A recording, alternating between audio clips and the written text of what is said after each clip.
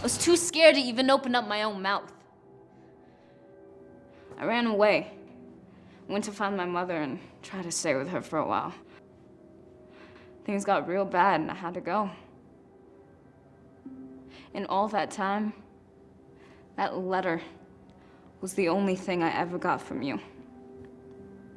Now I'm just asking you for a little time.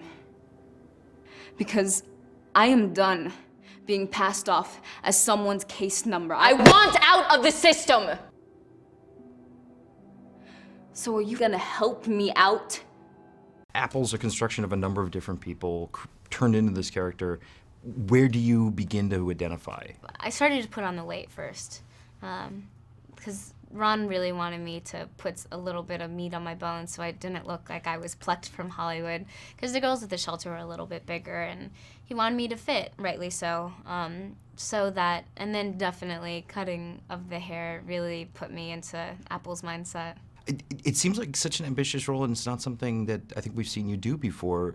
Were you nervous about it, or did you know that this was something that you really... This was something that I felt I could do. I mean, of course there are moments where you start to doubt yourself and can become a victim of fear, but this was just a project that really resonated with me. I knew in my gut that I had to do it, and I knew the work that it was going to take, and I was excited to put that work in because I haven't had the chance to do it before. Apple, we have a serious problem. Your mother will not give her consent for you to be here. No. I'm very sorry. I tried everything I could. How could you call her? She will never let me go. Not as long as welfare keeps sending her money. Why would you do this to me? Because she threatened to call the police and charge us with kidnapping. What do you have against your mother? What, did she ever abuse you? What did she do? I don't want to talk about it. When I first came there, I didn't really have any intention of making a film. I was there and I was sort of documenting. I was first there just to give my support. It was the holidays, and when I walked into the shelter, I saw exactly what's in the film, mothers and babies, and it was very fascinating. And I had offered to help her document because in 33 years she had never done any publicity, there's no record of it, and so I wanted to sort of document some of this for her. And over time, I ended up staying there for about a year as I was writing the screenplay for the film. As far as constructing characters, assembling different elements, how long did it take, and what's the first thing that started to grow into what became Apple? Well, I started by interviewing a lot of the girls that would come in there, and it was really one particular girl named Darlisha that I actually brought into the shelter.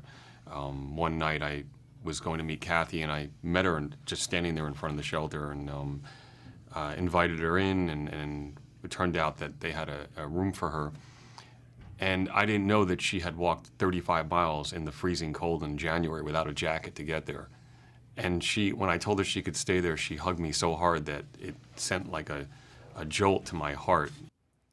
You mentioned some apprehension about knowing if this should become a film. What ultimately changed your mind?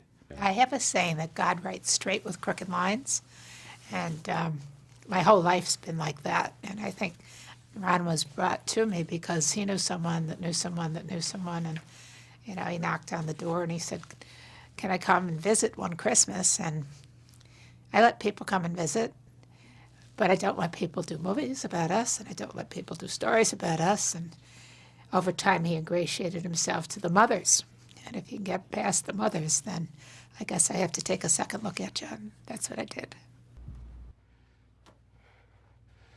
You got people asking all types of questions, coming around my place, looking around. You crazy? Huh? She said you carrying a baby. And I gotta hear about it from a stranger.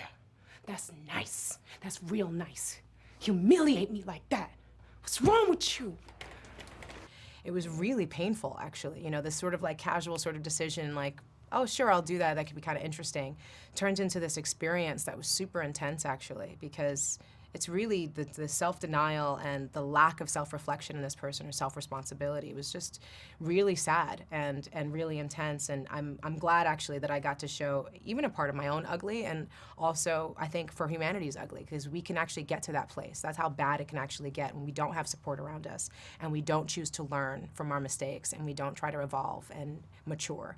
That's how ugly it can get. And I think it really helps you to see even more dynamically how incredible this woman is for taking someone like Apple in, and this opportunity when strangers reach out to each other, how much it saves lives. I think it's actually really powerful and beautiful, and I hope I didn't just show the monster side of her, but that I got to show her humanity as well. That's one of the fascinating things about the character is you see that she probably wasn't always a bad person.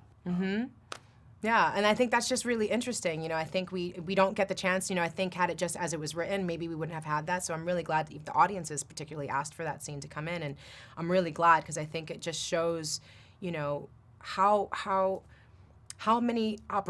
circumstance and opportunity can really radically change your life.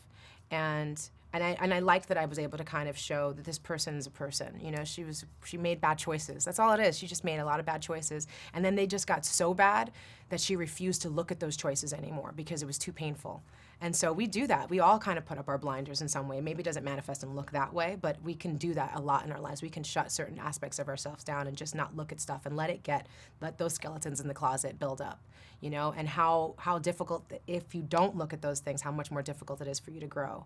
And so, I don't know, it was really, I remember I was in the shower like the day after shooting this, and I was washing my face, and my face was like in this grimace. And I realized I just, you know, to manifest her was like putting this cynicism and this like darkness, like it just really lived in my body for a really long time. And it was important. I think it was a really good experience for me. It was a much bigger experience than I think I expected it would be.